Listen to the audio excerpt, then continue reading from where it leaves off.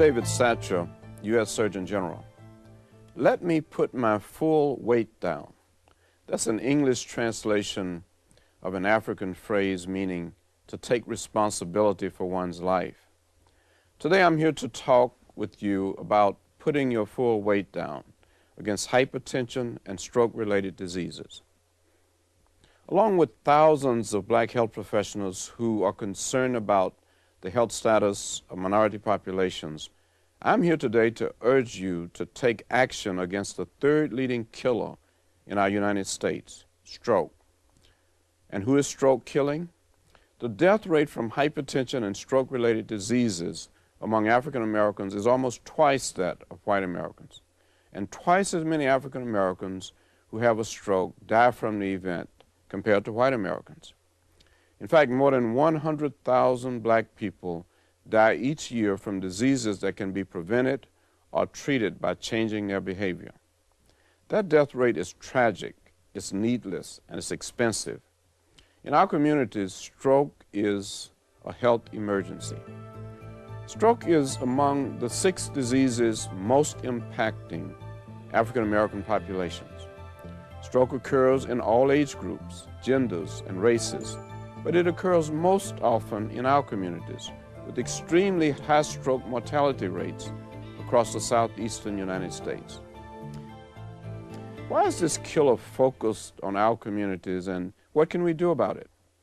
Before we can understand how to prevent hypertension and stroke-related diseases, we need to know what these conditions are and what causes them. We need to know the risk factors. We need to know where to put our full weight down.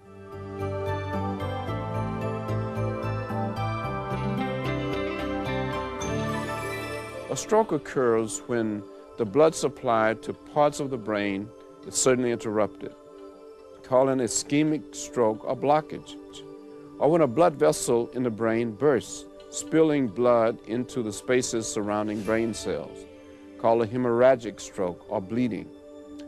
In the same way that a person suffering loss of blood flow to the heart has a heart attack, a person with a loss of blood flow to the brain or sudden bleeding in the brain is having a brain attack. Brain cells die from decreased blood flow and the resulting lack of oxygen and nutrients. An ischemic stroke is caused by the development of fatty deposits along the linings of your blood vessels. There can be the development of a blood clot called a thrombus at a fatty deposit that then blocks blood flow through the vessels, or a traveling blood clot called an embolus. It can get wedged into a brain artery. A hemorrhagic stroke is caused when a weakened blood vessel in your brain ruptures. Sometimes there's a ballooning or weakening of the region of a blood vessel called an aneurysm that finally bursts. Or there can be a cluster or tangle of defective blood vessels. We call them arteriovenous malformations, or AVMs, and they finally burst. And with most serious diseases, there are warning signs for stroke. Warning signs for stroke are clues that your brain isn't getting enough oxygen. Notice how one word, the same word, begins the description of each of these warning signs. Sudden. Sudden weakness or numbness of your face, arm, or legs, especially on one side of the body. Sudden confusion with trouble speaking or understanding. Sudden trouble seeing, dimness or loss of vision, particularly in one eye. Sudden unexplained trouble walking, dizziness or falling. Sudden severe headache. Sudden nausea, vomiting or drowsiness. Sudden. In other words, stroke can take you by surprise. There's one more sudden warning sign that you may be having a stroke, and that's called a transient ischemic attack, or TIA. TIAs are mini strokes that occur when blood flow through a brain artery is blocked or reduced for a few moments. Since TIAs disappear, most people just ignore them, which can be a tragic mistake, since TIAs identify the risk of a stroke. Now, if you experience a TIA or any of the other warning signs for stroke, get help at once. Don't dismiss any of these signs just because they don't last or they don't seem serious to you, particularly if you have had a stroke in the past. Dial 911 for emergency medical assistance if you or someone you know is experiencing any of the warning signs of stroke. Again, don't dismiss any of these warning signs and don't delay getting medical assistance. Immediately get medical assistance if they occur. In order to put our full weight down against hypertension and stroke-related diseases, in order to prevent ever having to experience these warning signs, we must make two critical commitments. First, we must become aware of the things we do to increase our risk of stroke. And then second, we must make those changes in our lifestyle required to decrease or even eliminate those risks. Let me say that there's a mighty big difference between simply knowing what the risks for hypertension and stroke are and actually doing something about it. Changing health-related behaviors is never easy. I know that. The bad news is that our risk of stroke grows as the number and severity of risk factors increases.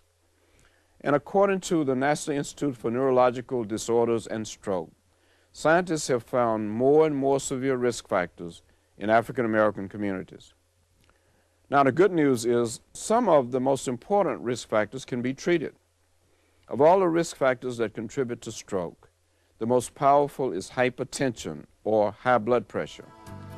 People with hypertension have a risk for stroke that is 4 to 6 times higher than the risk of people without hypertension. 1/3 of all adults in our nation have high blood pressure. Untreated hypertension damages kidneys, leads to heart attacks and heart failure, and causes stroke. Now, there are certain stroke risk factors that cannot be treated, such as your age or your sex, race, prior history of stroke, or family history.